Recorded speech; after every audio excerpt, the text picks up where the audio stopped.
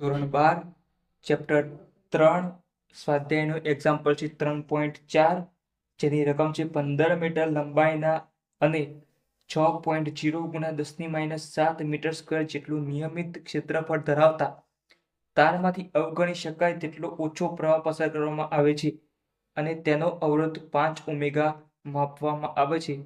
આ પ્રયોગ કરવાના તાપમાને તારની દ્રવ્યની અવરોધકતા કેટલી હશે? અવરોધકતા શોધવાની છે.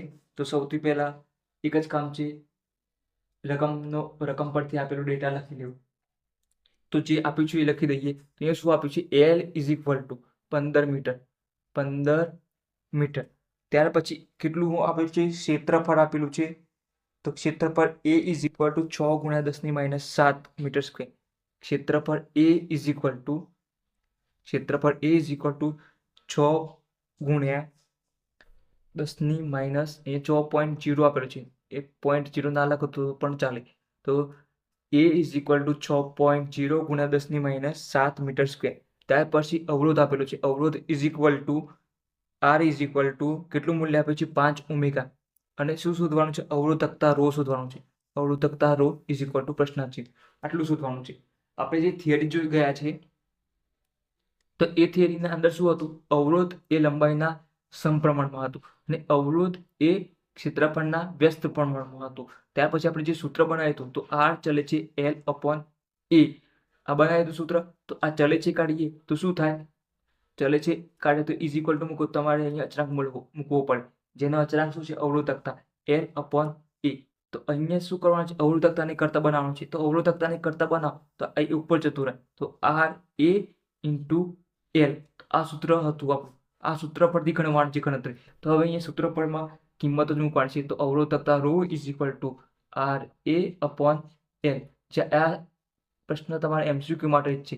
એ તમારે સીધું સૂત્ર આ બધું મગજમાં રાખવાનું સીધું ડાયરેક્ટ સૂત્રની કરતા બનાવી દેવાનું અને row is equal to RA/L થઈ જશે.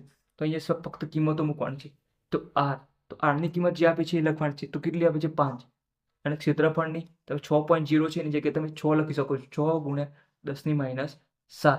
અને Lની કિંમત આપેલી છે 15. અહીંયા જુઓ 15 કિંમત આપેલી છે Lની.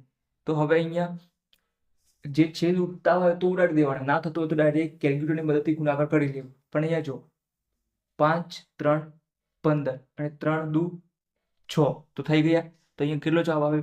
રો ઇઝ ઇક્વલ ટુ 2 ગુણ્યા 10⁻7. હવે એકમ ખાસ લખવાનો અવરોધકતાનો. ના ફાવે તો અહીંયા જોઈ લેવો. આ અવરોધ છે સૂત્રના અંદર. તો અહીંયા અવરોધ, તો અવરોધનો એકમ શું આવે? ઓમેગા. તો ઓમેગા લખી દેવાનો. અને ક્ષેત્રફળ છે એનો એકમ આવે મીટર સ્ક્વેર અને નીચે આવે લંબાઈનો મીટર. 1 મીટર કેન્સલ થઈ જાય તો 1 મીટર ઉપર વધ્યું તો અહીંયા તમારે ઇન્ટુ મીટર. તો અવરોધકતાનો એકમ શું છે? Omega into metre. તો આ તમારે આ રીતના એકમ ખાસ લખવાનો, નક્કી માર્ક્સ કપાશે. 1 માર્ક્સ કપાઈ જશે કદાચ. ઓમેગા મીટર એકમનો દાખલાના અંદર. MCQ માં તમને એકમ આપેલો જ હશે વિકલ્પના અંદર.